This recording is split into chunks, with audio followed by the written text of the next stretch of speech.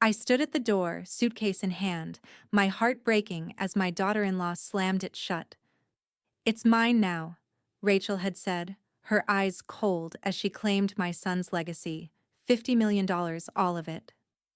I had spent 47 years raising my son, and now, in an instant, she had taken everything from me and kicked me out.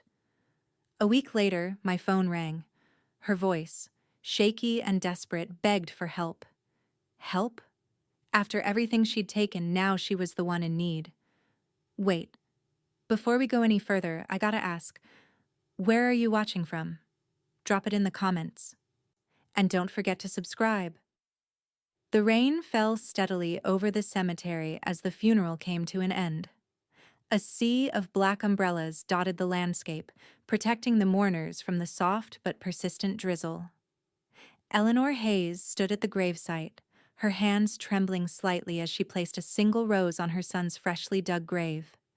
She felt an ache in her chest, a hollow space where her son's presence had once filled her world. Now he was gone, and the world continued to move forward, without him, without her. Her grief was private, too vast to share with the strangers around her, yet somehow, it felt as though the weight of her sorrow was being overshadowed by something darker, something colder. Rachel stood at the other end of the crowd, ever the picture of composure. Her glossy hair and perfect black dress made her seem as if she belonged in a place of wealth and privilege, not this somber, rain-soaked cemetery. As people filed past her, offering their condolences, Rachel's face remained fixed in an expression of practiced sorrow. She dabbed at her eyes with a delicate lace handkerchief, her tears as manufactured as the sympathy she offered to the guests. Eleanor watched her, not with anger, but with a deep, unsettling sense of understanding. Rachel had always been a woman who could smile with one face and stab with the other. She had never been a true part of the family. She had always seen Eleanor's son as nothing more than a stepping stone. After the last guest had left, the funeral service officially concluded. Eleanor, standing at the foot of her son's grave, tried to steady her breath. It felt as though the very air was suffocating her, her heart threatening to collapse under the weight of the loss. Her son had been her everything, the anchor of her life. And now, she was utterly alone.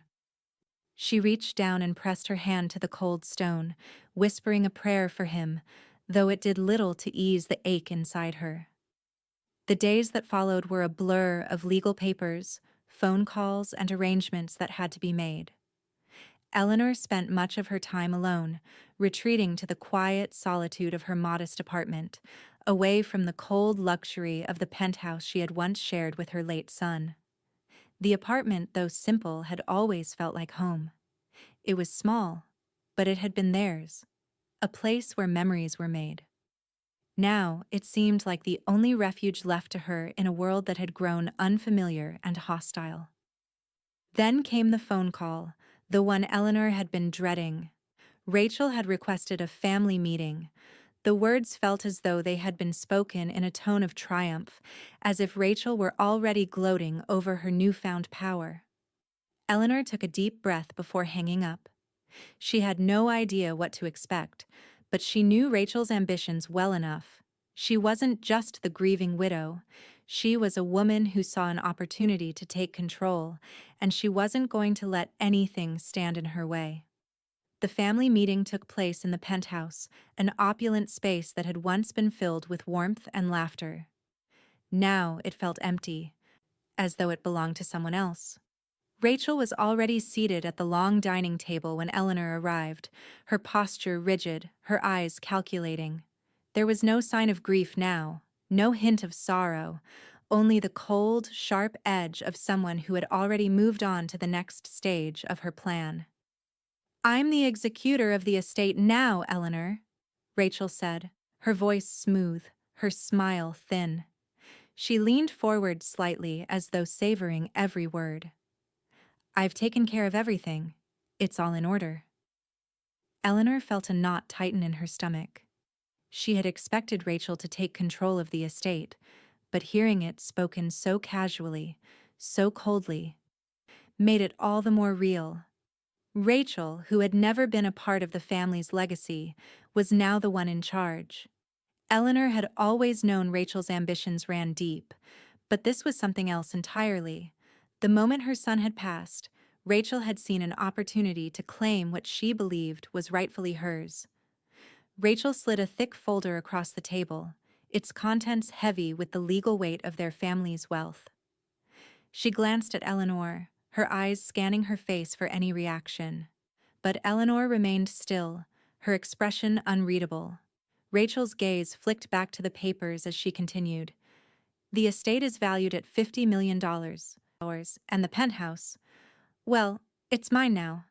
You'll need to leave, Eleanor. I've made arrangements. The words hit Eleanor like a physical blow, but she refused to let the shock show on her face.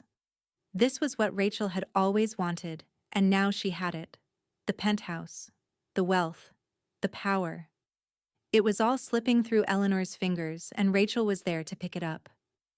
Rachel, Eleanor said quietly, her voice steady despite the rising tide of anger inside her. This isn't right. But Rachel wasn't listening. She continued, her tone dismissive. It's not personal, Eleanor. You're just old and in the way. It's best you leave soon. I'll have the movers arrange everything. Eleanor stood, her back straight, refusing to let the weight of betrayal crush her. She didn't speak another word, but her silence was enough. Without a glance back, she walked out of the penthouse for the last time, feeling the cool, damp air rush in as the door closed behind her. She stepped into the hallway, her heart heavy but her mind already working. She would not be defeated by Rachel. Not like this. As she walked out into the rain, Eleanor felt a sense of calm settle over her. This was just the beginning. She had been pushed out. Yes, but she would rise again. And when the time came, Rachel would regret underestimating her. The apartment was quiet, almost unnervingly so. Eleanor stood at the door for a moment, her hand still on the knob, feeling the weight of everything that had transpired settle onto her shoulders. It was the same modest apartment she had returned to after the loss of her husband. The walls, though unremarkable, had always been filled with memories of simpler, happier times. But now, they felt more like a sanctuary, an escape from the cold opulence of the penthouse Rachel had claimed. She closed the door behind her softly, the sound barely a whisper in the stillness. The world outside had continued on, indifferent to the loss she felt. But in here, in the quiet of her own space, Eleanor felt her heartbeat begin to steady. Her mind drifted back to Rachel's smug smile as she'd ushered Eleanor out of the penthouse. Eleanor had been forced to leave, but she wouldn't be sidelined. Not yet. She had resources, things Rachel didn't know about, things Rachel would never understand. Her eyes scanned the apartment, a quiet resolve building inside her. She hadn't lost everything. Not yet. She could still fight back, and she would. The thought of Rachel's smirk had been enough to set her spine straight once more. But it wasn't just vengeance that fueled Eleanor. It was the knowledge that Rachel hadn't even begun to understand the power Eleanor still held. With steady hands, Eleanor moved to the small wooden desk in the corner. It had been her husband's, a place where they had once sat together to strategize about their business. Now it felt like the final link to him, a bridge between the life she had once known and the one she would have to build for herself. She reached into the drawer, her fingers brushing against the worn leather of a familiar folder. Slowly, she opened it. The papers inside were yellowed with age, but they were crisp and clear, the ink as bold as the day they'd been signed. Partnership contracts? The original ones, signed by both her husband and herself. The ones that secured their stake in the family company. Eleanor ran her fingers over the documents, her heart beating faster as she read through the clauses again. She had known they were important, but now, in the silence of her apartment, the weight of them became crystal clear. Rachel had taken control of the estate, sure. She had claimed the penthouse. But these contracts, these legal agreements, weren't just paper. They were the foundation of everything. Eleanor's hands tightened around the edge of the papers, a small but powerful smile tugging at her lips. Rachel couldn't touch this, not without exposing herself. There was a particular clause that stood out, one that protected certain holdings in the company, the ones Rachel thought she could claim, the ones Eleanor had always kept quiet, just out of reach. It was clear now. Rachel had no idea what she had just walked into. Eleanor's mind raced, calculating the possibilities, the leverage she now had. Her phone buzzed, breaking her concentration. She glanced at the screen and saw the familiar name, Victor Chen. He was the manager of the family's bank accounts, a trusted ally who had always kept things under wraps when needed. She answered quickly, not bothering with pleasantries. "It's done, Eleanor." Victor's voice came through, calm but with a note of urgency. "The accounts you wanted? The ones Rachel thinks she controls? They're locked down. Everything's secure." Eleanor exhaled slowly, feeling a wave of relief wash over her. She hadn't realized how tightly her chest had been constricted until the pressure lifted. Millions. She still had control over millions, funds Rachel couldn't touch. It wasn't just the money. It was the power. The freedom it gave her to play this game on her own terms. "Good," Eleanor replied, her voice steady now. "Thank you, Victor. You've done exactly what we discussed." "Anything for you, Eleanor," he said. "Just be careful. Rachel won't stop. She'll come after you next. She'll want to know how you're keeping all this. But for now, it's under wraps." Eleanor glanced down at the contracts again. This wasn't over. Not by a long shot. Rachel thought she had won, but the truth was, she had no idea what she was up against. She hung up and sat back in the chair, staring at the papers in her hands. It was a small victory, but it was a start. A piece of leverage she could use against Rachel's greed and arrogance. Eleanor's fingers brushed across the edge of the paper once more, the smooth texture grounding her. She wasn't just fighting for money or property. She was fighting for what she and her late husband had built. Something Rachel would never understand or appreciate. The silence in the apartment was no longer oppressive. It was a quiet strength. Eleanor felt it, running through her veins like electricity, sparking the fire inside her once more. She was ready. And she would make sure Rachel knew it. Rachel's penthouse gleamed under the city lights, a show of wealth and excess that seemed designed to provoke. The night air buzzed with laughter and music as Rachel hosted another extravagant party, flitting from one guest to the next with the practiced ease of someone used to being the center of attention. Champagne flowed freely, and the guests, all dressed to the nines, seemed to revel in their good fortune, basking in Rachel's glow. Her smug smile was in place, her laugh full of confidence as she showcased everything she had stolen from Eleanor. But Eleanor wasn't there. No, she was elsewhere, seated at a small table in a quiet diner on the outskirts of the city, where the clatter of silverware and murmurs of conversation felt like a welcome contrast to the fake glamour of Rachel's world. Clara sat across from her, her eyes narrowed with an unspoken understanding. The two women had been friends for decades, and there was no one Eleanor trusted more. Over coffee, Eleanor laid out her plan, speaking in low, steady tones. There was no drama, no flourish. This wasn't about making a scene. It was about something deeper, something far more satisfying. "The contracts are in place," Eleanor said, her fingers tracing the edge of her coffee cup. "But that's just the beginning. I'll take the money Rachel doesn't know about, the holdings she can't touch. But I also need to hit her where it hurts most." Clara listened intently, nodding. She had never been one to shy away from a fight, and Eleanor could see the fire burning behind her friend's eyes. Rachel's not going to go down without a fight, you know that, right? Clara's voice was low, but there was a note of respect in her words. She's ruthless. I know, Eleanor replied, her tone sharp, filled with quiet resolve. But that's exactly why we're going to take this step by step. And we're going to make sure she doesn't see it coming. Meanwhile, Rachel was busy setting up her online persona.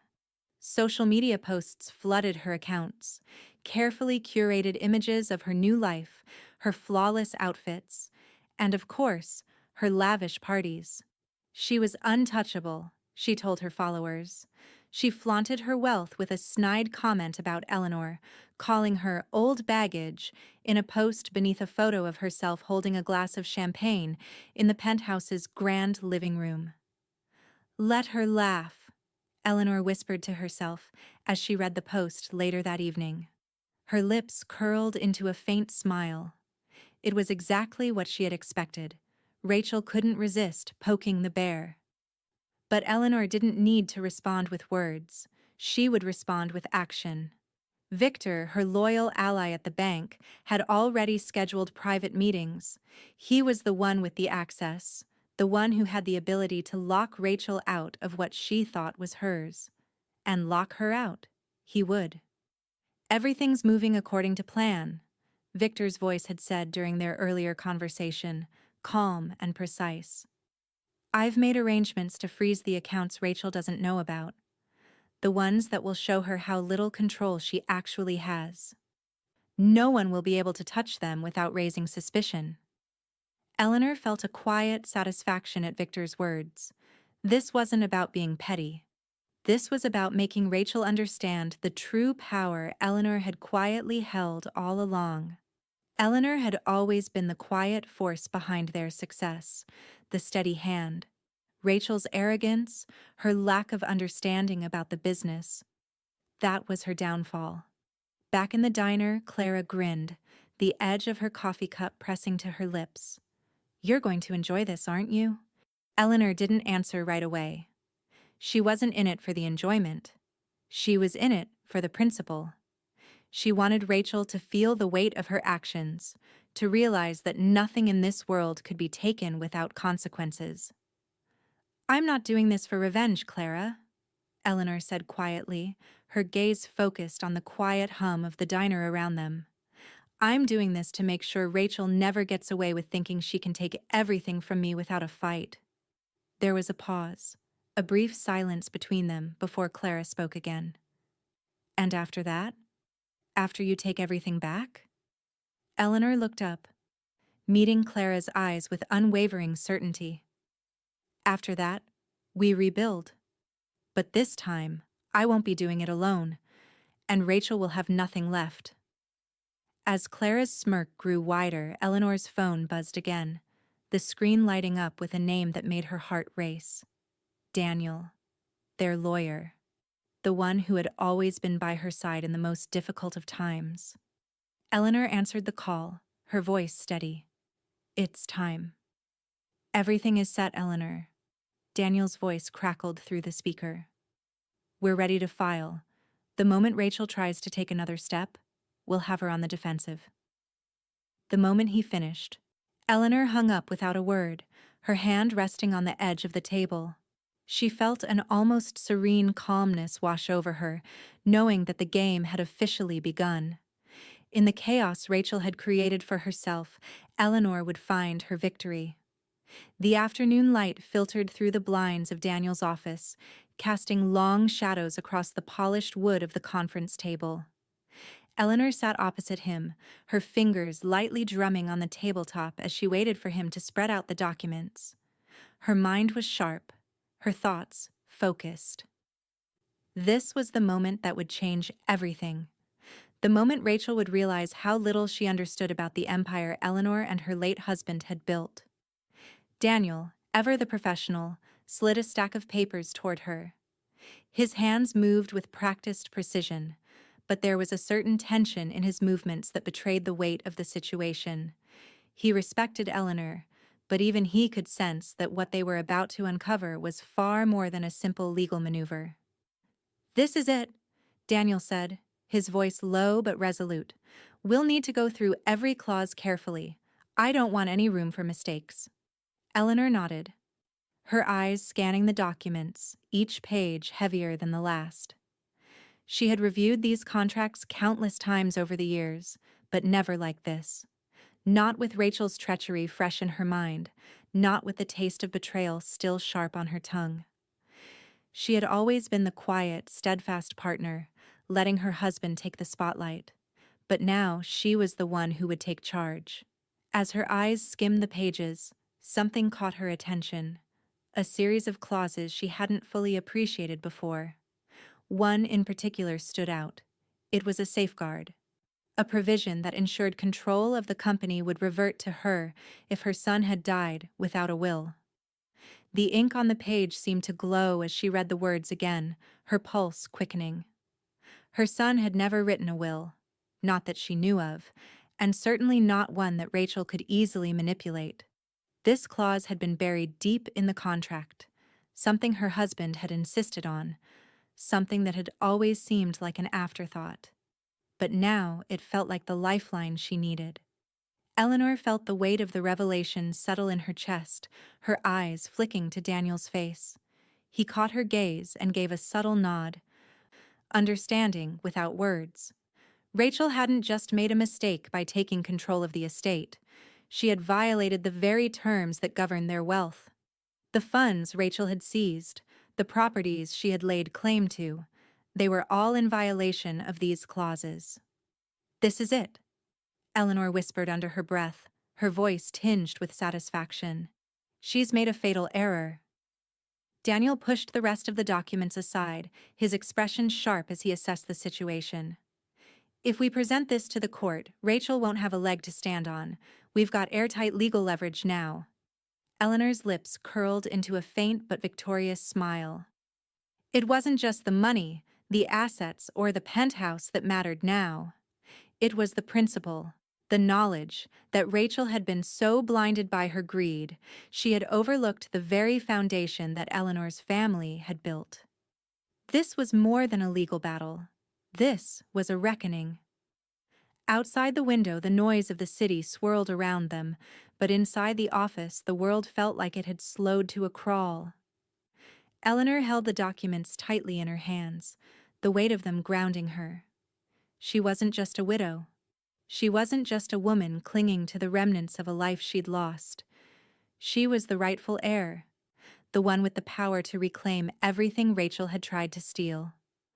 Back in her apartment, Clara had called. Eleanor picked up, her fingers still resting on the contracts. "Clara," she said, her voice steady but filled with quiet triumph. "I have everything we need."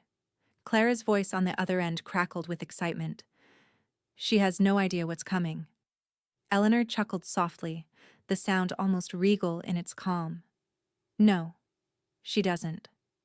Rachel, meanwhile, had moved on from her petty online taunts and continued to live her life as though nothing had changed.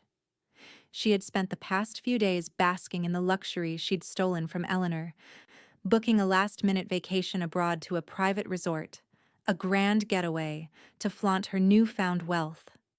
It was almost too perfect. Rachel was so busy relishing her victory that she had no idea the ground was shifting beneath her feet.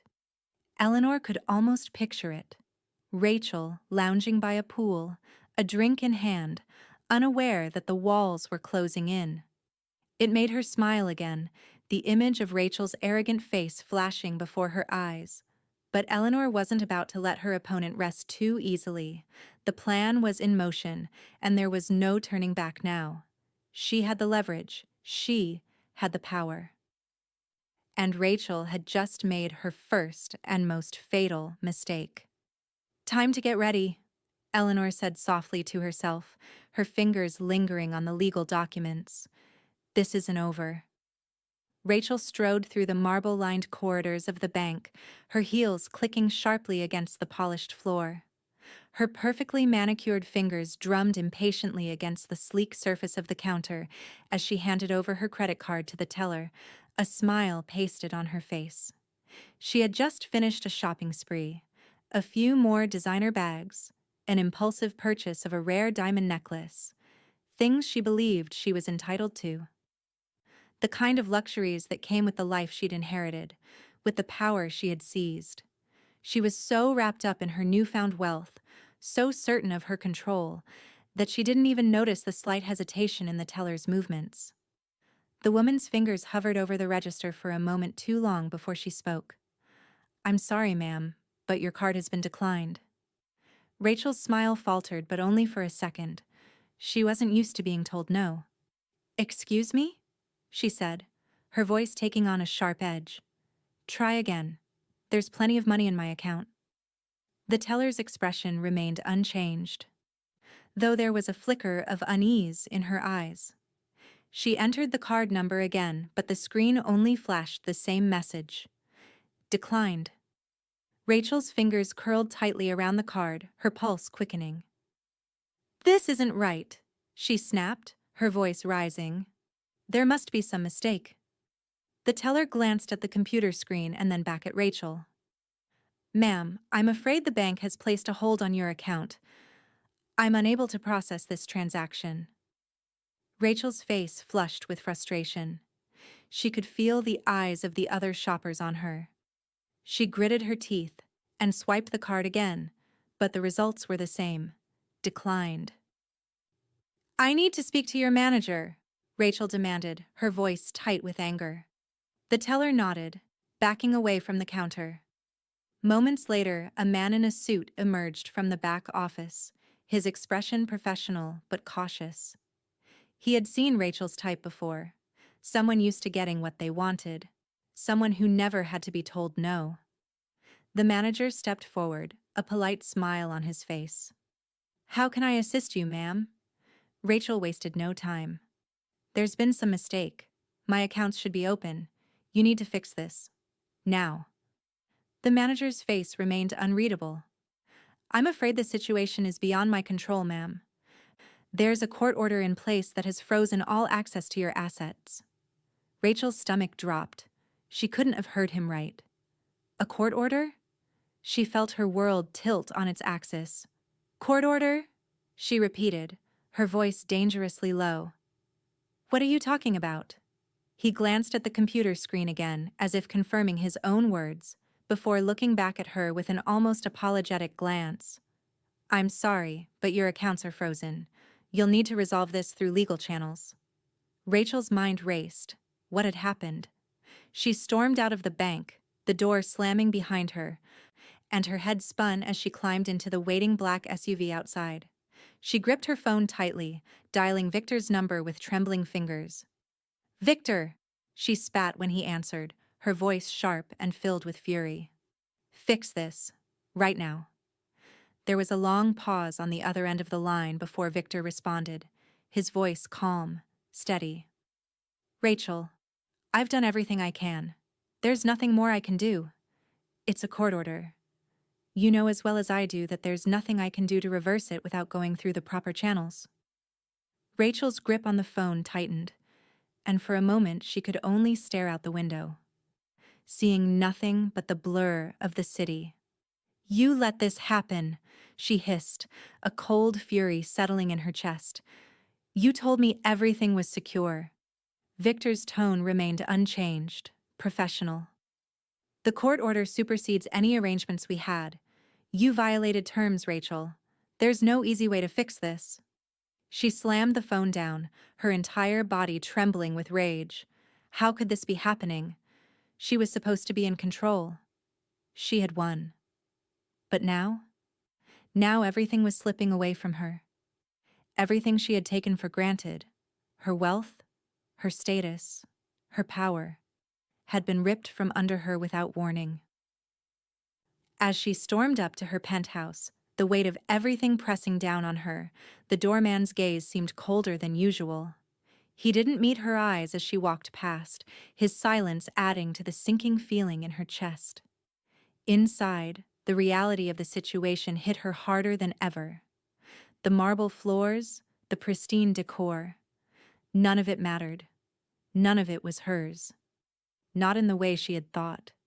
She had taken it all under the assumption that no one could stop her. But now, she was alone in this grand, empty space, and it felt like the walls were closing in.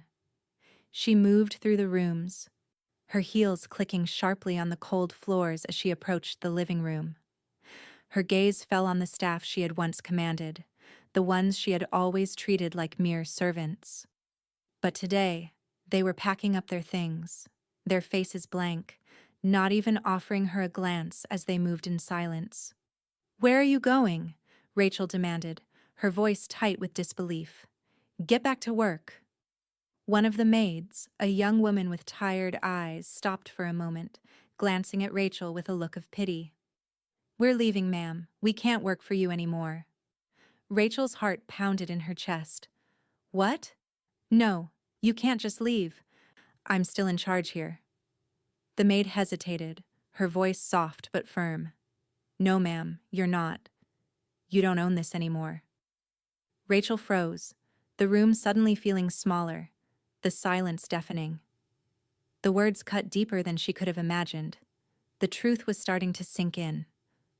Her hands shook as she stumbled back, the weight of her arrogance and greed finally catching up to her. She wasn't in control. Not anymore. Rachel's world was crumbling, but she didn't want to admit it. Not yet. She sat at the large oak table in her penthouse, a stack of invitations for her upcoming charity gala laid before her. The event was meant to showcase her success, her power, and her ability to continue living the lavish life she had fought so hard for. It was supposed to be the jewel of her social calendar, a night of glitz, glamour, and influence. But as Rachel stared at the invitations, her fingers trembling slightly, the harsh reality began to sink in. Her phone had been ringing off the hook all morning. Unpaid bills, desperate vendors demanding payment for the grand decorations she had promised them. They were all pulling out one by one, unwilling to wait any longer. She had been too busy fighting for control, too busy spinning her web of lies, to pay attention to the small details. Now those details were unraveling in front of her eyes. The staff she had once treated like pawns were now walking away, and the business contacts who had once fawned over her were slowly but surely slipping through her fingers.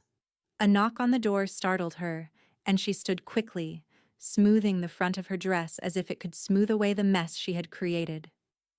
She opened the door to reveal a tall man in a suit, holding a thick envelope. He barely glanced at her as he stepped inside, his expression clipped and professional. "Ms. Hayes, this is from the event organizers," he said, handing her the envelope. She ripped it open, her eyes scanning the contents. Her breath caught in her throat. The gala had been canceled. The vendors had pulled out. No one was willing to work with her anymore. The socialite who had once been the toast of San Francisco now couldn't even get a single event off the ground. The realization hit her like a punch to the gut. This can't be happening," Rachel whispered to herself, the envelope falling from her hands as she sank back onto the couch, her mind racing. How could this be happening? How could she have gone from being untouchable to this? The walls of her penthouse felt as though they were closing in around her. Her phone buzzed again, and she ignored it, not wanting to deal with another crisis. Instead, she buried her face in her hands, unable to escape the cold, hard truth. Elsewhere, Eleanor was focused on the one thing that mattered, building her case, piece by piece. She had seen this coming. Rachel's downfall wasn't just inevitable, it was essential. She couldn't allow Rachel to take everything without paying the price. In the quiet of her modest apartment, Eleanor pored over legal documents with Daniel, carefully reviewing every piece of evidence, every loophole she could exploit. She was meticulous. The more Rachel fought back, the more Eleanor felt the quiet satisfaction of knowing that the walls were closing in. "Everything's in place, Eleanor," Daniel said as he glanced over the latest draft of the legal documents. "We just need her to make one more mistake. Once she does, she won't be able to recover." Eleanor's eyes glinted with determination. "She won't. Not this time." Meanwhile, Clara had called with the latest headlines, which she read aloud with a hint of laughter in her voice. The papers were already reporting on Rachel's fall from grace. There were photos of her storming out of shops, her credit cards declined, her arrogance no longer a shield against the growing whispers of her financial collapse. The press had already begun to turn on her, capturing images of the once proud woman now reduced to a figure of pity. Clara chuckled as she read. "I told you, Eleanor, she's digging her own grave. She doesn't even see it." Eleanor smiled, a quiet, knowing smile. She never did. The scent of coffee filled the air as Clara read from the papers again, her voice slightly mocking. Rachel Hayes, once the queen of San Francisco's social scene, now finds herself a prisoner of her own actions. Insiders say she has gone from power to poverty in the blink of an eye. Has the once glamorous widow fallen too far? Eleanor's gaze never wavered from the papers in front of her, but her fingers tightened on the edge of the desk. This was what she had been waiting for. The world was starting to see Rachel for who she truly was. The cracks in Rachel's carefully constructed facade were growing wider by the day. Daniel's voice brought her back to the present. "The walls are closing in on her, Eleanor. It's just a matter of time now." Eleanor exhaled slowly, her mind already turning. Rachel wasn't the only one who had made a mistake. The court order was in place, the leverage secured. Everything Eleanor had quietly built over the years was now coming to fruition. Rachel had underestimated her at every turn, and soon she would pay for it. Rachel's mind continued to spiral, unable to escape the suffocating grip of her situation. Her life, once full of grand plans and easy victories, had turned into a nightmare. She couldn't make a single purchase without being rejected. Her social circles were turning their backs, and even the media was beginning to see her as a joke. Rachel's fingers trembled as she typed a hasty message on her phone. "Get it together, Rachel," she thought. "You can fix this. You can fix everything." But deep down, she knew. The truth was out there. The fall had begun. And the hardest part was knowing that she hadn't even seen it coming. The doorbell rang sharply, slicing through the quiet of Eleanor's modest apartment. She didn't need to look through the peephole to know who it was. The sound of the doorbell itself carried a weight, a sense of inevitability. Eleanor rose slowly from the chair, her fingers lightly brushing the edge of the paperwork on the desk. She knew this moment had been coming. Rachel's voice rang out even before the door was fully open. "Eleanor!" she shouted, her tone shrill with desperation. "Open this door, now!" Eleanor's expression didn't change. She had no need to rush.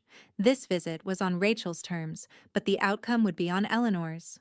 She opened the door, and there stood Rachel, her perfectly styled hair wild, eyes wide and frantic, her breath coming in short, controlled bursts, as if she had just run a marathon. Her usual confidence was gone, replaced by the sharp edge of panic. "I need you to fix this, Eleanor," Rachel demanded, her voice trembling with barely contained fury. "You made sure I couldn't touch any of my money. You've ruined everything." Eleanor stepped aside, motioning for Rachel to enter. She didn't speak a word, but the silence between them felt heavy, charged with the tension of what was about to unfold. Rachel stormed into the small living room, her heels clicking against the hardwood floor, her every movement radiating frustration and anger. "Do you have any idea what's happened to me?" Rachel ranted, turning to face Eleanor. "My life is falling apart. I can't even buy a cup of coffee without being declined. I'm humiliated in front of everyone, my friends, the press, my entire world. And it's because of you." Her voice cracked, but she quickly regained her composure, her glare never leaving Eleanor's face. Eleanor didn't flinch. Instead, she moved toward the kitchen, as though Rachel's words were nothing more than an annoying buzz in the background. "Tea?" she asked, her voice soft but controlled. "It's a bit chilly today." Rachel blinked, caught off guard for a moment by Eleanor's calmness. "Tea?" she spat, as if the idea of sitting down for something as trivial as a cup of tea was an insult. "I didn't come here for tea, Eleanor. I came here to make you fix what you've done. I need my money. I need access to my accounts. You're going to undo this now." Eleanor placed a tea kettle on the stove, the soft sound of the water beginning to heat up filling the room. She didn't rush. She never rushed. It was one of the things Rachel had never understood about her. Eleanor's ability to remain calm, to remain in control, no matter what the circumstances. "I can't fix what isn't broken, Rachel," Eleanor replied quietly, her back still to her. "You've made your own bed. Now you're the one who has to lie in it." Rachel's anger flared. She took a step forward, her voice rising. "I didn't ask for this, Eleanor. I didn't ask to lose everything. And now you're going to tell me I have to suffer because of your—" She stopped, her words stumbling as she tried to process the reality of her situation. The anger she had been holding in was now a boiling mess of frustration and helplessness. It had never occurred to her that Eleanor would fight back in this way, would fight with such quiet determination, that she'd ever be in this position, at Eleanor's mercy, asking for help. Eleanor turned to face her now, her expression soft, but her voice firm. "Choices have consequences, Rachel."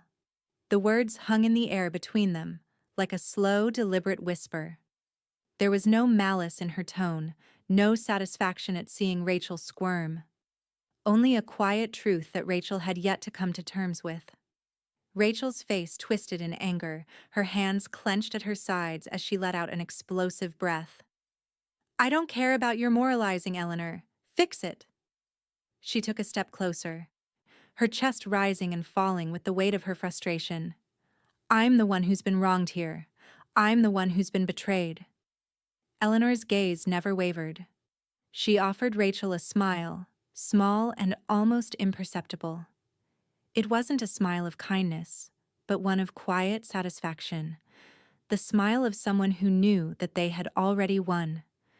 "You can't fix betrayal, Rachel," Eleanor said softly. "You can only learn from it." The silence that followed was thick, oppressive, as though the words were sinking into Rachel's skin, making it harder to breathe. For a long moment Rachel stood there, her chest heaving, her face flushed with rage. But she couldn't bring herself to argue, not anymore. "Fine," she spat, finally turning toward the door, the words tearing out of her. "I'll find another way, but you haven't heard the last of this, Eleanor." As she slammed the door behind her, the sound reverberating through the small apartment, Eleanor remained standing still, her fingers curling lightly around the handle of the teapot. The water hadn't quite come to a boil yet. Clara's voice came over the phone just then, light and almost amused. "Is she cracking yet?" Eleanor smiled faintly as she poured the hot water into her cup, the steam curling up in the air. "She will. It's only a matter of time." The courtroom was cold, its sterile white walls a stark contrast to the tension simmering in the air. Rachel sat at the plaintiff's table, her face contorted in a mask of anguish. Her hands clutched a tissue, which she dabbed at her eyes, though the tears came in exaggerated spurts, as though she were performing for an audience. She sobbed dramatically, her shoulders shaking, but the more she tried to pull attention to herself, the more the room seemed to stiffen around her. Across the room, Eleanor sat poised and composed, her hands resting lightly on the table, fingers barely moving. Beside her, Daniel flipped through a set of legal documents, his sharp eyes scanning each page with the quiet precision of someone who had been in this position many times before.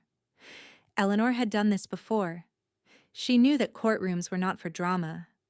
They were for cold, hard facts. And she had all the facts she needed. Rachel's sobs rose higher as she glanced toward the judge, her voice shaking. "I trusted her," she cried, her words dripping with accusation. "She's stolen everything from me. She's trying to ruin me. She's taken what rightfully belongs to me." Her gaze shifted toward Eleanor, eyes wide and full of malice. "She's a thief, a liar. She's been working behind my back to steal everything I have, everything my husband worked for." Eleanor didn't flinch. She didn't even blink. Instead, she sat back, calm and composed, while Rachel continued her performance, flailing for any shred of sympathy she could salvage. The sound of Rachel's voice echoed in the courtroom, growing louder with each word, but it had the opposite effect. Her theatrics were too transparent, too overplayed. She was trying to create a narrative of victimhood, but it was falling apart. The judge, an older man with sharp features and a gaze that seemed to pierce right through people, listened intently, though his expression remained unreadable. He was no stranger to cases like this, people crying foul when they knew they had crossed a line. His eyes flicked to Daniel, who was seated calmly beside Eleanor, and he raised an eyebrow, as if asking silently what, exactly, Rachel thought she was achieving. Rachel's sobs were now hiccuping, and she wiped her eyes in exaggerated motions, as though trying to force the courtroom to understand how hard she had been wronged. "I never asked for any of this. I just wanted to move forward with my life, but now she's trying to take everything from me." "Your Honor," Daniel spoke up, his voice smooth and controlled, cutting through Rachel's frantic cries like a knife. "With all due respect, my client has done nothing but act within her legal rights. The contracts, which my colleague is conveniently overlooking, were signed by her late husband, and they stipulate that control reverts to her in the event of his death. Those are not the actions of a thief, but of a rightful inheritor." He stood, his presence commanding, and placed a stack of documents on the table in front of the judge. "We have the original partnership contracts, clearly outlining Eleanor's legal ownership.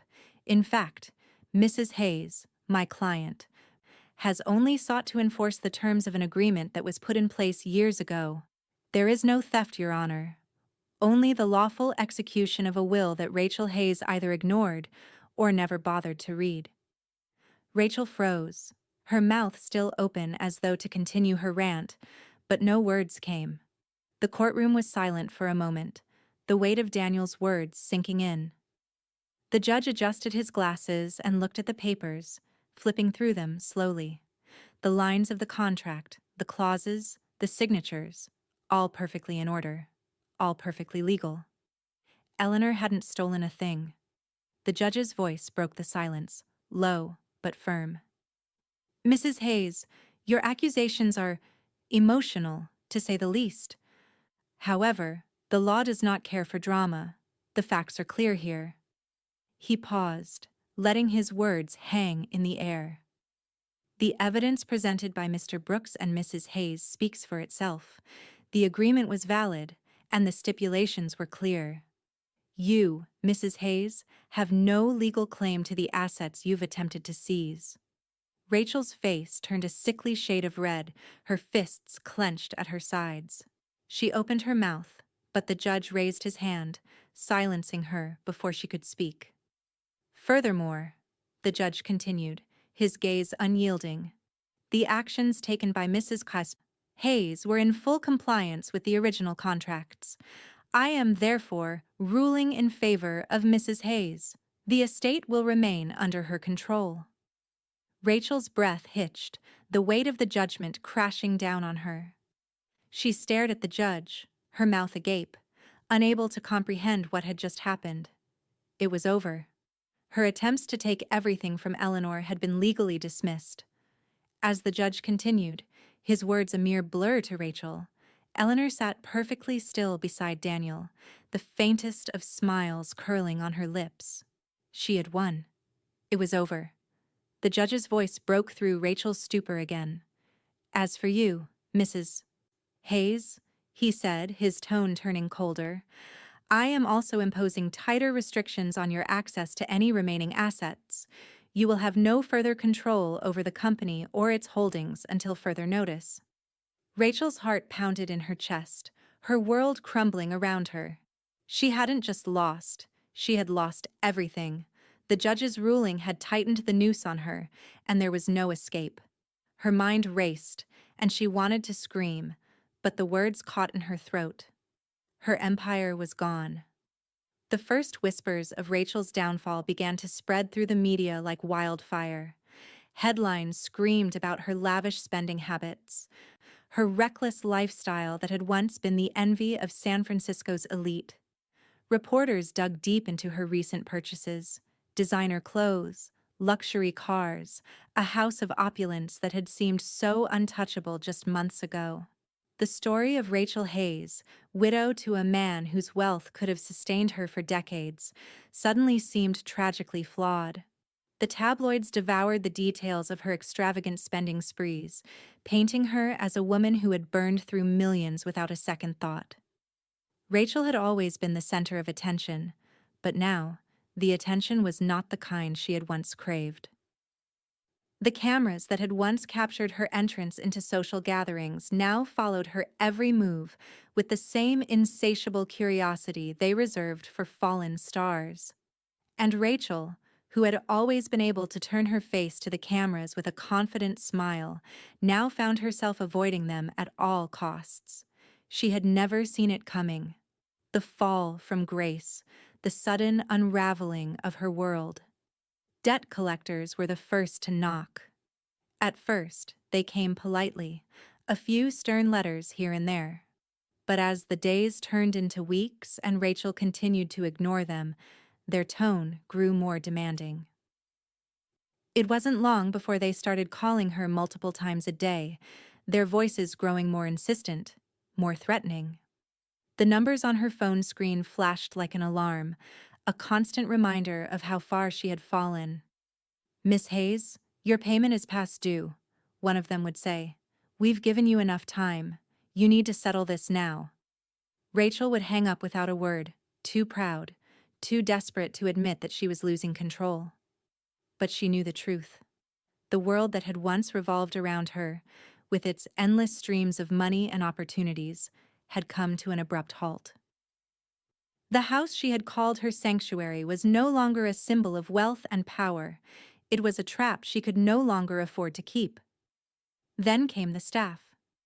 The ones she had once treated with casual disdain, expecting them to bend to her will without question.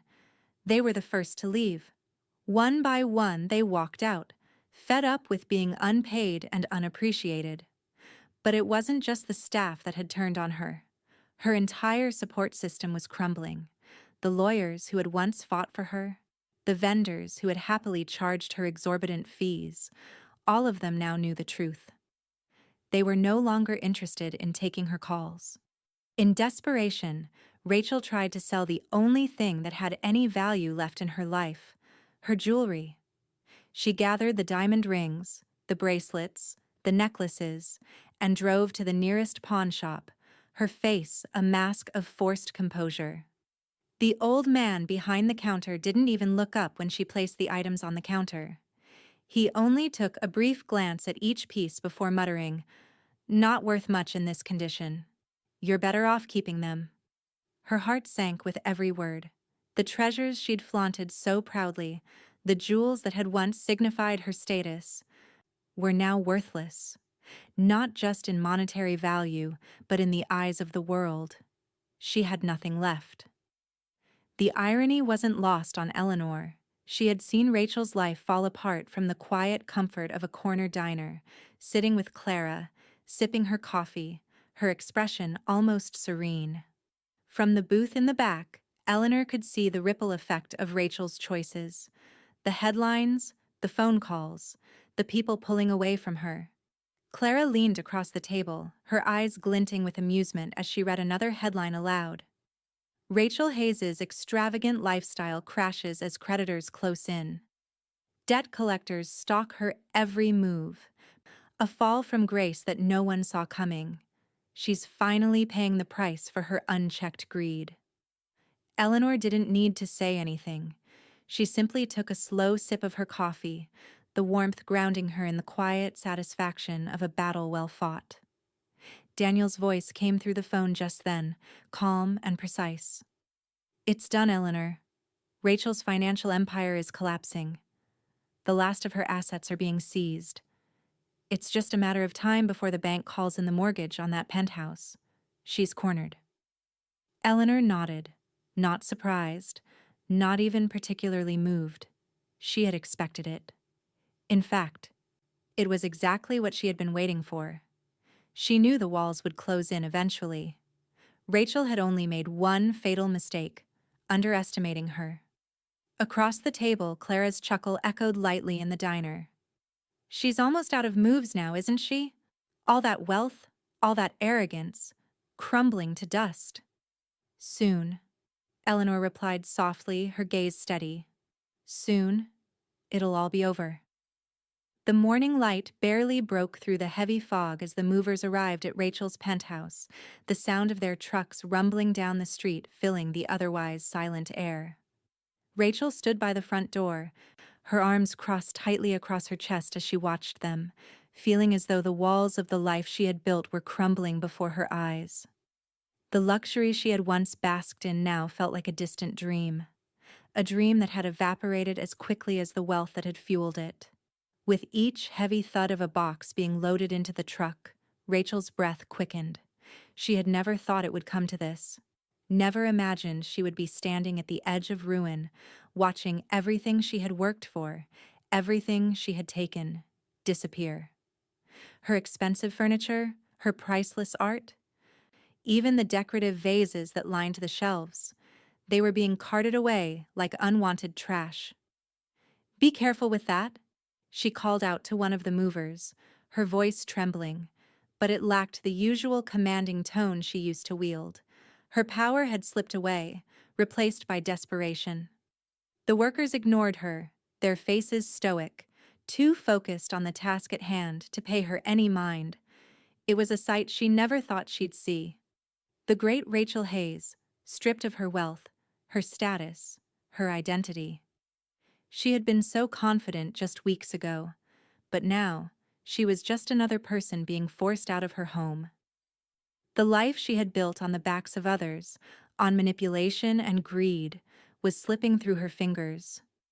As the movers loaded the last of her designer furniture into the truck, Rachel stood frozen in place, clutching her expensive bags, as if they were the only tangible thing left from her past life.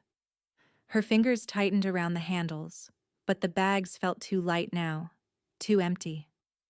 The soft leather had once seemed so comforting, a symbol of everything she had wanted, but now they felt like dead weight, like a reminder of her failure. It was then that the sound of a camera shutter pierced the air, followed by a few more flashes. The paparazzi had gathered on the sidewalk across the street, capturing the once glamorous Rachel in her moment of humiliation. She could feel their eyes on her, the flashes blinding her, and she could hear their voices calling out, asking questions she had no answers for. "Is this the fall of Rachel Hayes?" one reporter shouted, the words cutting through the thick silence. "How does it feel to lose everything?" another voice called. Rachel's heart thudded in her chest, her vision blurring as tears welled up in her eyes. She gripped the designer bags tighter, but they offered no comfort. They were just things, objects. And the life they represented was fading. She wanted to scream, to lash out at the photographers, to demand some shred of dignity. But there was nothing left to demand. Nothing left but the quiet weight of her failure. As Rachel stood there, broken and alone, the faint sound of a car engine pulled her attention away from the photographers. A black car rolled slowly by the street, its windows tinted just enough to obscure the identity of the person inside. Rachel's heart skipped a beat as the car slowed, passing by her penthouse without even a glance. Inside the car, Eleanor sat calmly, her hands resting on her lap, a quiet satisfaction in her expression. She didn't need to say a word. Rachel's downfall had been sealed long before this moment. The car passed slowly, just far enough to give Rachel one last glance at her fate.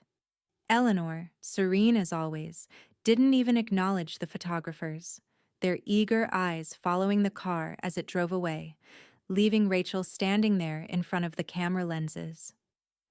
Eleanor's granddaughter, Lily, sat beside her in the car, her small hands clutched together in her lap. She had seen Rachel's fall from grace, but she hadn't been able to look away. She had asked her grandmother why Rachel was losing everything, why she was standing there, surrounded by movers and reporters. And Eleanor, always the patient one, had answered simply, "Sometimes, the choices we make leave us with nothing, Lily. Rachel made those choices." Lily nodded, a quiet understanding settling in her young eyes as she leaned her head against the window. She had made her decision long ago, and it was clear where her loyalties lay. Her gaze, full of trust and love, never left Eleanor's face. "Grandma, you're not like her, are you?" Lily asked softly. Eleanor smiled, her eyes softening as she glanced at her granddaughter. "No, Lily, I'm not." The car continued on its way, leaving Rachel standing on the steps of her now empty penthouse. The weight of her choices had finally come crashing down, and there was nowhere left to go but down. The phone rang, its shrill tone piercing through the silence of Eleanor's modest apartment. At first, she ignored it, letting it ring unanswered. The second time it rang, her hand hovered over the receiver, but she quickly let it fall. The third time, the ringing seemed to drag on longer than it should. Eleanor exhaled softly, her fingers brushing the papers in front of her, never once glancing at the phone. She already knew who it was. Rachel had called a dozen times over the past 2 days. The messages had started off with anger, each one more desperate than the last. Then, as the hours passed and the reality of her situation settled in, the messages became pleading, filled with apologies that felt empty even through the voicemail. Eleanor simply sat still, her mind as calm as the quiet room around her. She didn't need to answer. She knew what Rachel wanted. And it wasn't the kind of help Eleanor was willing to give. Finally, the phone stopped ringing. Eleanor didn't check the voicemail. She didn't need to. Just as she was turning back to the papers in front of her, there was a soft knock at the door. Eleanor's brow furrowed slightly. She wasn't expecting anyone. When she opened it, Rachel stood there, disheveled and trembling, her eyes red-rimmed from lack of sleep and panic. Her once perfectly styled hair hung in limp strands around her face, and her designer clothes were wrinkled and stained. She looked like a woman who had been run ragged, her every step heavy with the weight of defeat. I need to talk to you," Rachel stammered, her voice low and shaky, as if she weren't sure what to expect from Eleanor anymore.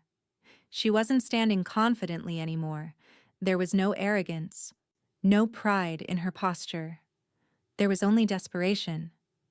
Eleanor stepped aside, motioning for Rachel to come in, but she didn't say a word. She wasn't going to play Rachel's game. Not now.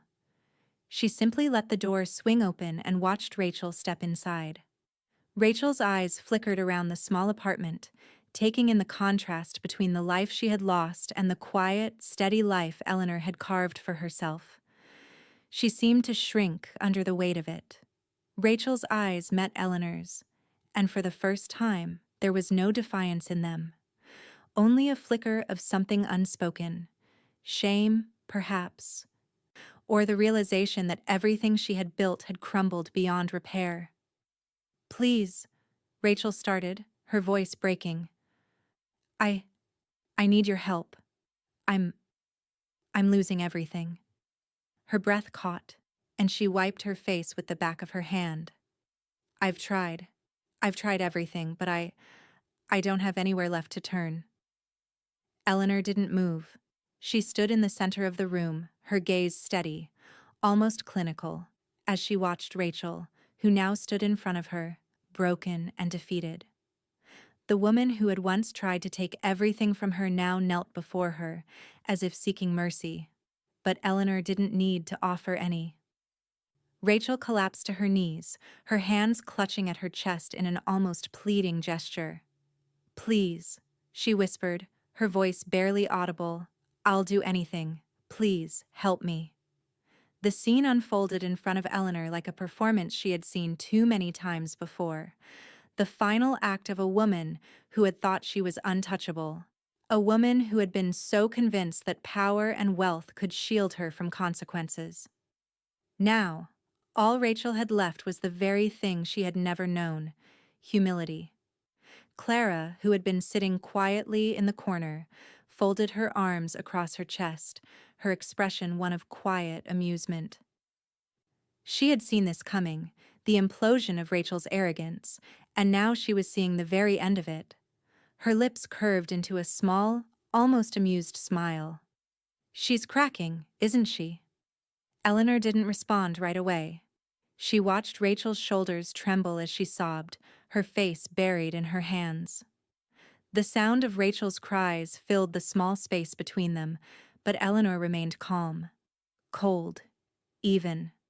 There would be no mercy here, no offer of forgiveness. Eleanor had already made her peace with the way things had played out. She had nothing left to prove. Rachel's sobs slowed and she lifted her head, her eyes red and glassy. "I have nowhere left, Eleanor," she whispered, the words hanging between them like a fragile thread. "Nothing. I thought I could fix it. I thought I could fix everything, but it's too late." Eleanor's gaze softened, just slightly, but there was still no warmth in her expression. "You had the chance to fix things, Rachel," she said quietly, her voice barely above a whisper. "But you chose to play the game your way. Now you have to live with the consequences." Rachel's face crumpled, but Eleanor didn't offer her the comfort she was looking for. Instead, she moved to the table, slowly picking up a folder of legal documents. She flipped through the papers, the sound of pages turning the only noise in the room. The silence between them was thick with unspoken truths. Rachel continued to kneel, her hands shaking as she looked up at Eleanor, her voice quiet but filled with raw emotion. "Please, Eleanor, I was wrong. I should have listened to you. I was so blinded by everything, I couldn't see what was right in front of me." Eleanor placed the papers back on the table, her eyes still fixed on them. She exhaled slowly, a soft sigh escaping her lips. "You could have had everything, Rachel. Instead, you lost it all." The late afternoon sun filtered through the window of Daniel's office, casting long shadows over the polished mahogany desk. Eleanor sat across from him, her hands resting on the arms of the chair, her fingers steady and purposeful. The air between them was thick with finality. This was the moment.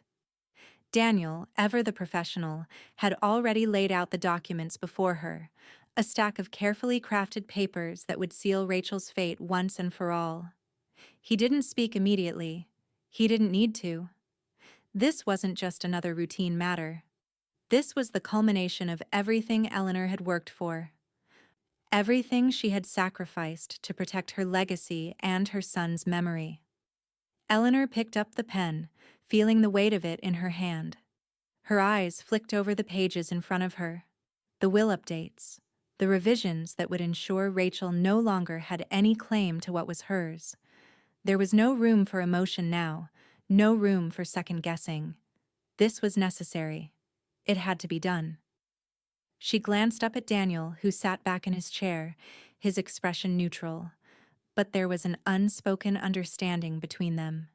He knew what this meant, what it meant for Eleanor, and what it meant for the family name. "I've reviewed everything, Eleanor," Daniel said softly, his voice filled with assurance. "This will leave no room for challenge. Rachel is fully cut out. Lily will inherit everything, and the charities will be well funded." Eleanor nodded slowly, taking a deep breath as she signed the first document, the pen flowing smoothly across the paper. It felt like the end of something, but not a loss. More like the end of a chapter that had to be written, even if it had been painful. As she moved to the next document, Daniel continued. Everything will be securely placed in Lily's name. It's time for her to inherit the legacy of her grandfather and her great-grandmother. It's the way it should have been all along. Eleanor looked up at him, her expression unreadable, but the weight of her decision was clear. Lily would be the one to carry the legacy forward. Rachel had never truly understood what it meant to protect that legacy, and now she was gone, erased from the will in every sense of the word. The pen in Eleanor's hand hovered for a moment before she signed again. It was done. Now, Daniel continued, his voice soft but firm, we'll ensure the funds are secure. Rachel will have no access. Everything's in place. Your husband's legacy, your son's legacy, all of it is now locked in place. You can breathe easy, Eleanor. Eleanor set the pen down, her hand resting for a moment on the signed documents. The weight she had carried for so long, the fear of losing what her family had built, began to lift. There was a certain relief in knowing that everything would be taken care of, but there was also a sense of closure. The past was behind her now. It's over, isn't it? Eleanor whispered, almost to herself, as she leaned back in her chair. She hadn't realized how tightly she had been holding on to the past until now, but with every stroke of the pen, she had let go. Daniel nodded. It is. There's nothing left for Rachel to claim, and everything is secure for Lily. Eleanor stood, her legs feeling steady beneath her as she looked at the documents one final time. She had come to the end of a long road, and now she could move forward. Clara's hug back at Eleanor's apartment. Clara arrived with a smile on her face, her eyes bright with a knowing gleam. She had been there through every step of Eleanor's quiet strength, and she had watched as Rachel's empire crumbled. Without a word, Clara pulled Eleanor into a tight embrace, the warmth of her support wrapping around Eleanor like a blanket. For the first time in a long time, Eleanor allowed herself to lean into the hug, her shoulders relaxing under the pressure of Clara's arms. It's over, Eleanor whispered, her voice barely above a breath. The weight that had been crushing her for so long seemed to lift, leaving her feeling lighter, freer than she had in years. Clara pulled back slightly, her hands on Eleanor's shoulders as she looked at her friend, her eyes filled with pride. You did it, Eleanor. You've won, and you did it with grace. You never let Rachel's madness break you. I'm so proud of you. Eleanor smiled softly, her eyes filling with something more vulnerable than she'd shown in years. I couldn't have done it without you, Clara. You've been with me through all of it. Clara chuckled, her voice light. I'm just glad you didn't let her win. You were always stronger than she ever realized. As they stood there in the quiet apartment, the weight of everything finally began to fade. The world had shifted, and Eleanor had weathered the storm. She was free now, free to move forward, to rebuild, to let go of the past and step into the future with strength and clarity. Victor's confirmation. Later that evening, Eleanor sat quietly in her favorite chair, her mind at ease for the first time in a long while. Her phone buzzed, breaking the peaceful silence. It was Victor. She answered quickly, knowing what he was calling about. Everything's secure, Eleanor. Victor's voice came through the line, steady and reassuring. The funds are in place, fully protected. Rachel won't be able to access anything. You're completely in control now. Eleanor closed her eyes, leaning back in the chair with a sigh of relief. She didn't need to ask any more questions. It was done. The empire her family had built was safe, not just in terms of money, but in legacy. Her son's memory would be honored, and the future was now firmly in Lily's hands. Thank you, Victor, Eleanor said, her voice filled with quiet gratitude. I know everything will be handled from here on out. Victor's voice softened, almost as if he was smiling. Always a pleasure to help, Eleanor. Enjoy your peace. As Eleanor hung up, she allowed herself a deep breath, savoring the calm that had settled around her. She was ready for whatever came next.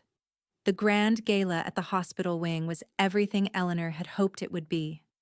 Elegant, poised, and a celebration of the future she had worked so hard to protect. The venue glittered with golden chandeliers, and the soft hum of conversations filled the air as guests in black tie attire sipped champagne and admired the newly unveiled wing, a beautiful memorial to her late son. It was a fitting tribute to the man who had once stood at the helm of everything she held dear, and a way for her to finally honor his legacy the way it had always deserved. Eleanor stood at the center of the room, her presence commanding yet serene. She was dressed in a soft, timeless gown, her hair swept back into an elegant chignon, every detail of her appearance calculated to reflect the quiet dignity she had carried throughout this entire ordeal. Her eyes, however, were focused on the space before her, the wing that had been named in her son's honor, now a beacon of hope for the hospital and the community. The press had gathered in small clusters, snapping photos, making sure to capture her in the best light. There was no longer any doubt about her strength or her power. Eleanor had weathered the storm, and now her name was synonymous with resilience, grace, and, above all, legacy.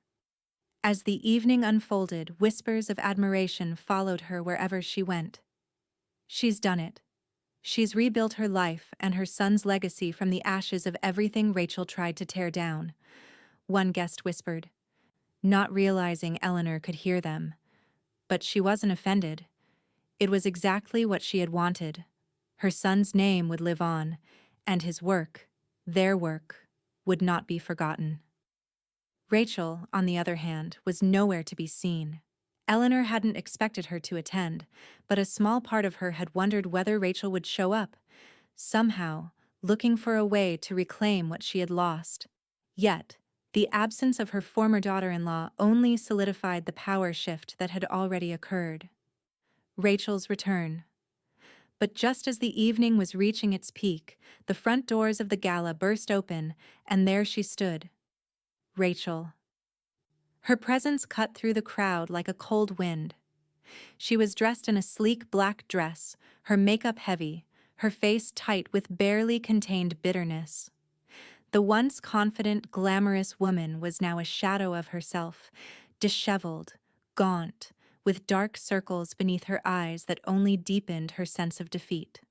Her eyes flicked around the room, scanning the guests, the photographers, and finally settling on Eleanor, who stood on the opposite side of the room. The silence that followed Rachel's entrance was almost audible, as if the guests felt the atmosphere shift in an instant. Whispers began to ripple through the crowd like waves on water. "What's she doing here? Isn't that Rachel Hayes? She doesn't belong here." Rachel's gaze never wavered from Eleanor, her eyes filled with a mixture of hatred and desperation. She pushed through the crowd, moving toward the podium where Eleanor had been just moments ago. She was determined, though it was clear she had nothing left to back up the venom in her eyes. The confrontation. Before anyone could stop her, Rachel reached the base of the podium and raised her hand, signaling for silence. Her voice, shaky yet venomous, rang out through the room. "Don't let them fool you," she shouted, the bitterness in her words echoing across the ballroom. This woman isn't who she pretends to be. She's taken everything from me, and now she's parading around like a saint. You're all celebrating a lie." Gasps rippled through the guests, and Eleanor stood still, her expression unreadable. The reporters' cameras clicked furiously, capturing the chaos as Rachel tried to make her way up the steps, her hands shaking. But before Rachel could take another step, security quickly intervened, guiding her away from the podium with gentle force. One of the guards tried to calm her, but Rachel slapped his hand away, her rage flaring. "Let go of me! I have a right to speak!" she cried, her voice rising. Eleanor, who had been observing the scene with quiet grace, finally spoke, her voice steady but firm. "Rachel," she said, her eyes cold. "You've already said enough. It's over." As the guards escorted Rachel out, the guests exchanged uneasy glances, murmurs filling the air. The whispers of Rachel's downfall reached a fever pitch as she was dragged from the room. "She's lost everything," one of the guests said. "Can you believe her audacity?"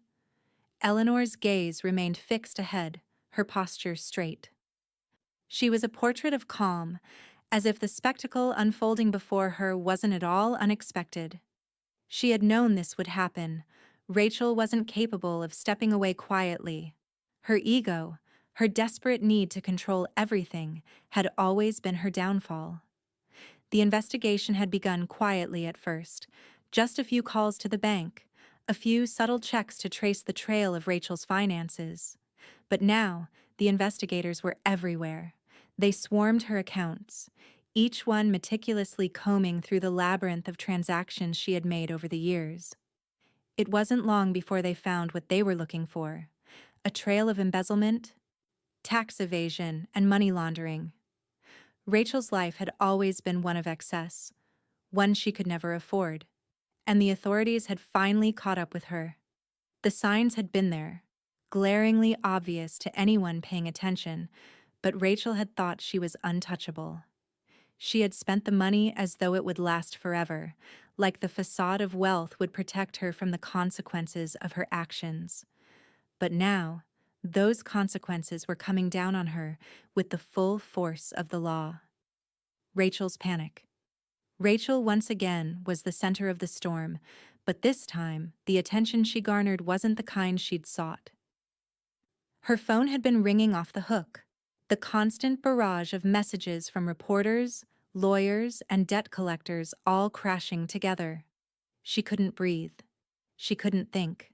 She paced back and forth in her empty penthouse, her once pristine living room now a shell of its former self, the echoes of her downfall filling the space. She clutched the edge of her desk, her knuckles white as she stared at the legal documents in front of her. The figures on the page made her dizzy. The investigation had uncovered millions in missing funds, and with every passing day, it seemed, there was more to find.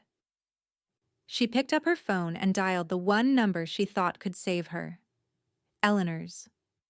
Her hands shook as she pressed the number into the screen, the call ringing endlessly before the voicemail clicked in. "Eleanor?" she whispered into the phone, her voice breaking. "I need your help. You have to help me. This isn't my fault.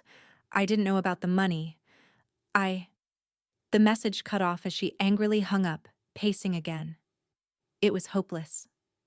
No one would believe her. The courtroom showdown days later, Rachel found herself in the courthouse, sitting in front of Judge Simmons, the man whose stern face she had only seen in passing before. Today, it felt like he was the judge of her entire life. Her lawyers, who had once seemed like her support system, now sat behind her, their expressions unreadable. They had warned her, but she had been too proud, too blinded by her own arrogance, to listen. The courtroom was silent as the judge read through the charges. The room, filled with the hum of murmurs and whispers, seemed to close in around her. She looked at her lawyers, who were busy scribbling notes, but they were giving her nothing. No reassurance. No help. "Rachel Hayes," Judge Simmons said, his voice low but firm. "You stand accused of embezzlement, tax evasion, and fraud. These charges are serious, and the evidence is overwhelming." Rachel swallowed hard, the weight of the words sinking in. She wanted to scream, to shout that this wasn't her fault, that it was all a misunderstanding. But her throat was dry, her voice stuck in her chest. She looked to her lawyers, pleading with them with her eyes, but no one moved to intervene. "Your Honor," Rachel's voice finally broke through, shaking as she stood. This, this is all a mistake. I didn't know. It's all Eleanor. She's the one who... Judge Simmons raised his hand, silencing her with a single gesture. His gaze, cold and calculating, pinned her where she stood. "I would suggest you refrain from further accusations, Mrs. Hayes," he said, his voice unwavering. "The evidence presented clearly shows your involvement in these activities. There's no one else to blame here but you." Rachel's face flushed with a mix of anger and desperation. She couldn't let this happen. She couldn't lose everything again. "You don't understand. Eleanor did this to me. She..." But her words fell on deaf ears. The judge had already heard enough. Rachel's collapse. The room fell into an uncomfortable silence as Judge Simmons continued to read through the evidence.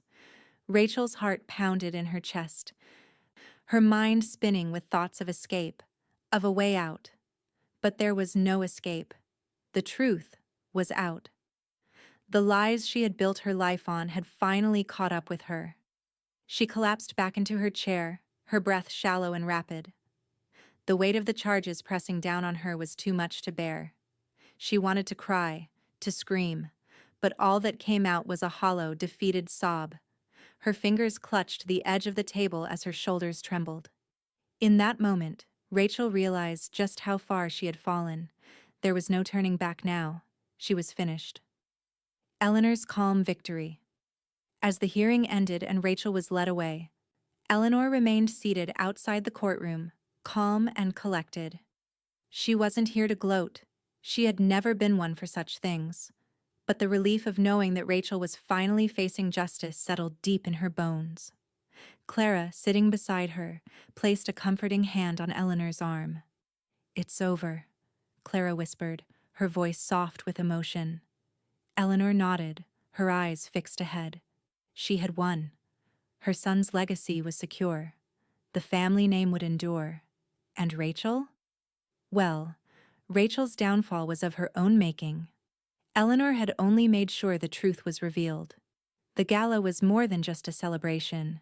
It was a final, full-circle moment, an exhale after years of tension and heartache.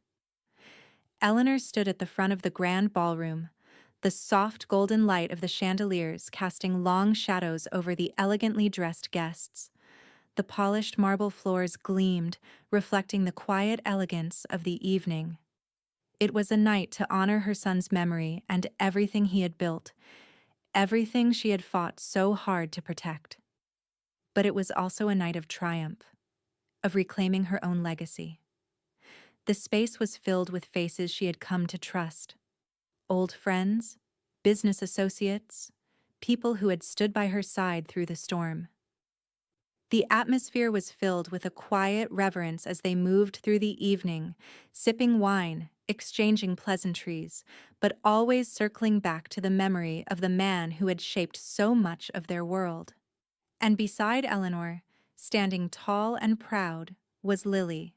The young woman had grown into a poised, intelligent figure who was more than ready to take on the mantle of her family's future. She glowed with pride as she stood by her grandmother's side, her hand resting lightly on Eleanor's arm. "Are you ready for this?" Eleanor asked, her voice soft but steady. Lily smiled, her eyes alight with the same quiet strength that ran through Eleanor's veins. More than ever. Eleanor's heart swelled as she looked down at her granddaughter.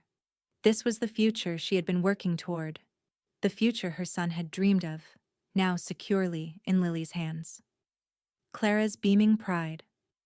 From across the room, Clara watched them with a proud smile. She had been with Eleanor through every trial, every hardship, and now, seeing the culmination of all their efforts, Clara couldn't help but beam with satisfaction. Her friend had endured so much, and now it was all coming to fruition. The love and devotion Eleanor had poured into her family were now immortalized in this beautiful tribute to her son.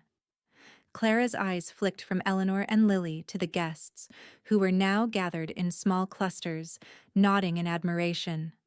The whispers of admiration only grew louder as the evening continued. Eleanor's grace, her strength, her quiet dignity. They all spoke volumes about the kind of woman she had always been. Clara's chest swelled with pride as she raised her glass to Eleanor, offering a silent toast from the crowd. Daniel's toast. As the evening wore on, Daniel approached Eleanor with a glass of champagne in hand.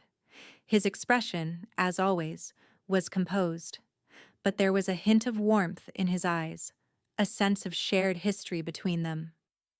"Eleanor," he said, his voice warm but firm, "I think it's time for a toast." Eleanor raised an eyebrow, surprised, but smiled as she took the glass from him. "To courage," Daniel said, his voice ringing clear across the room. "To fighting for what matters, no matter the cost, to a legacy that can never be taken away, and to you, Eleanor, for never letting anything break you."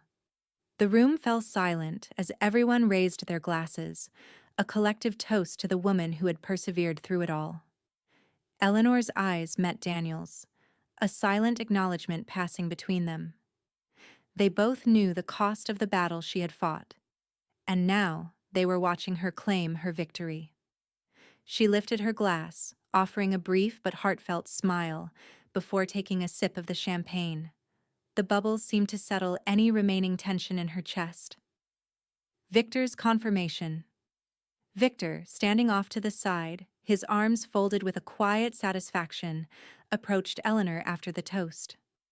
His expression, always calm and collected, was now tinged with the relief that came from knowing everything was secure. "The funds are secure, Eleanor," he said quietly, his voice deep and steady.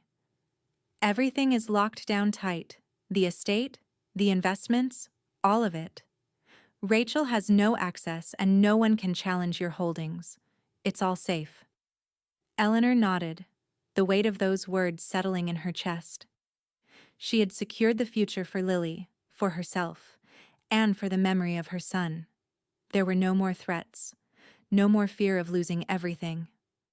"Thank you, Victor," she replied, her voice steady but filled with quiet gratitude. "It's good to know I can finally breathe." Victor gave a small nod, his eyes scanning the room. "It was always your strength, Eleanor. But now, there's nothing left to fear." Eleanor's peace. As the night drew to a close, Eleanor stood by the grand window overlooking the city below. The soft hum of the gala continued in the background, but for a moment, she allowed herself to take it all in. The victory, the peace, the legacy that would live on long after this night.